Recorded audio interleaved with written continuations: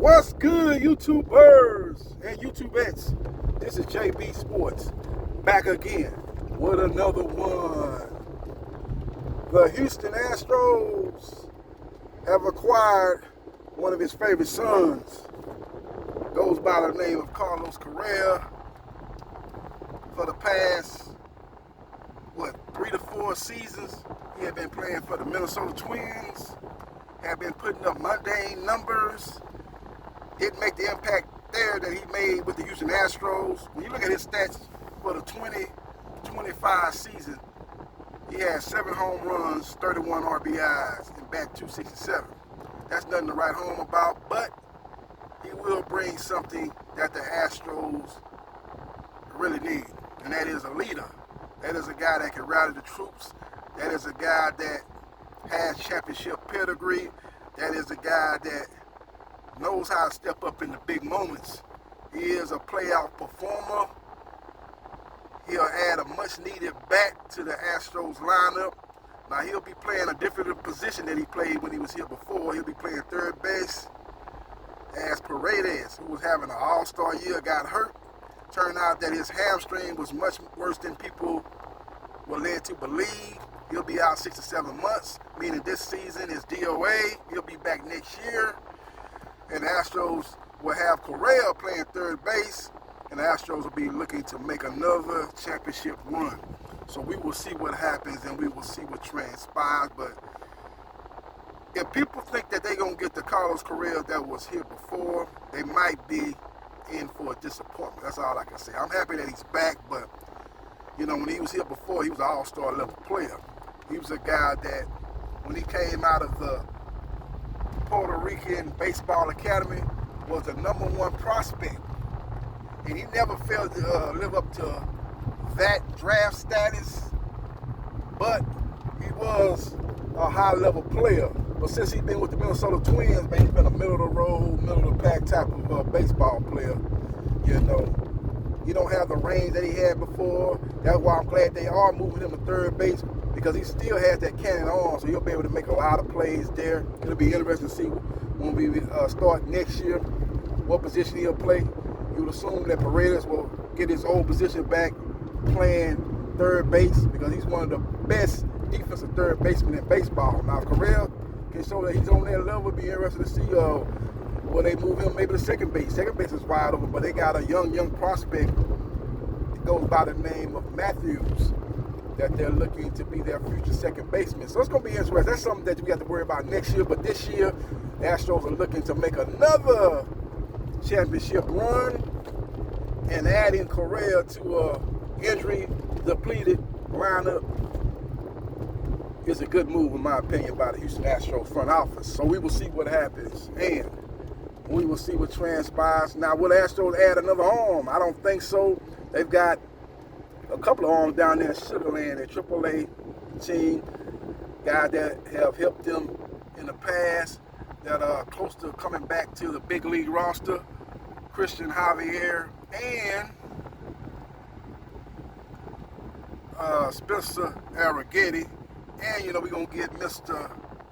McCullers should be coming back soon, man. He had a blister that took him out for a couple of weeks. Hopefully he'll get him back. So that'll be your starting 5. That'll be your starting 5 as far as starting pitchers. Of course, you have Framber Valdez, the best pitcher that the Astros have had the last 4 or 5 seasons. Then you got Hunter Brown, a young upcoming guy that has a lively fastball that's had an all-star year. He'll be number 2. Then you have behind that Spencer Arrighetti, who was having a good year last year, was having a good year this year. Maybe he's your number 3. Then you got Christian Javier, a guy that pitched a no-hitter in the 2022 World Series, was part of a no-hitter. I think it was a combined no-hitter along with the bullpen. Pitched a no-hitter in a much-needed game that the Astros had to win, down 2 games to 1. They was able to tie up the series. They was able to go on to win 2 more to win their second championship in this 10-year run. Christian Javier. And then you have number 5 and Lance McCullers, a guy that can't stay healthy. But when he has been healthy, he's another guy that has made an all-star roster. A guy that has great stuff, great off-speed stuff. His fastball was coming along, but his latest injury has kept him out. We'll just have to see how he comes back. Now, before the injury, he was kind of like hot and cold, like a roller coaster ride. Had some good games, had some bad games, but I think that was due to the fact that he had been coming off of a two-year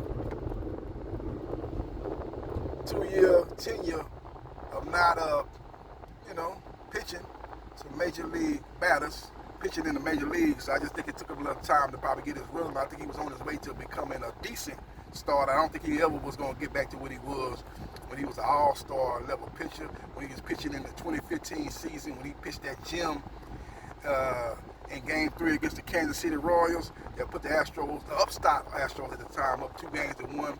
They was on the verge of beating the champions of that year, Kansas City Royals. Just came up a little bit short, ended up losing that series 3-2, man. That version of McCullers had a bright future. He had #1 ace type of stuff, but due to the injuries that have short-circuited his career, he has failed to live up to the high expectation when he first joined the Astros. So for me, I'm just happy that the Astros were able to add Carlos Correa, getting back to the Carlos Correa acquisition, and the Astros are now, if they get those pitchers back that I just mentioned, are now locked and loaded to make a championship run. So we will see what happens and we will see what transpires. But again, I caution all you Astros fans and fans of Carlos Correa in general, don't think you're going to see the Carlos Correa that was here before. I think if you get 75% of that, Astros will be very, very happy. But don't expect to see that level of player that you had was before. If you do think you're going to get that, then you're going to be sorely disappointed. But if you think you're getting a guy that's going to be able to come in here and contribute to an injury-depleted lineup and offer some offense, hit some home runs. To me right now, he's a 15 to 20 home run a year guy. When he first went to Astros, he was more of a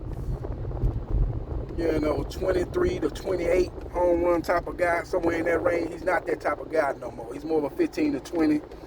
He don't run as good as he was when he was younger. He wasn't a great runner back then. He wasn't a guy that stole a lot of bases, but I think he slowed down even since then. So he's still a guy that has a very high baseball IQ, knows the strike zone, gonna add a voice to the clubhouse, one of the leaders of the previous Astros run, and he's gonna add a much needed voice to the Astros clubhouse, and then he also add a bat to the Astros lineup, and he's a much needed acquisition for the Houston Astros. So follow me on Facebook, Gerard Briscoe. Hey, let me know in the comment section before I do my little rundown. Let me know in the comment section, do you like the Carlos Correa acquisition, or you think they could have got somebody a little bit better, a little bit more productive at this point of the season? Let me know your thoughts in the comment section. Again, follow me on Facebook, Gerard Briscoe. Follow me on TikTok at JB Sports New Media. Follow me on Twitch at Briscoe MA77071. Follow me on my YouTube channels at JB Sports, the man, the myth, the legend, 9656, and at JB Sports, the man, the myth, the legend, 8000. And like, share, and subscribe to JB Sports, the man, the myth, the legend, and I holla.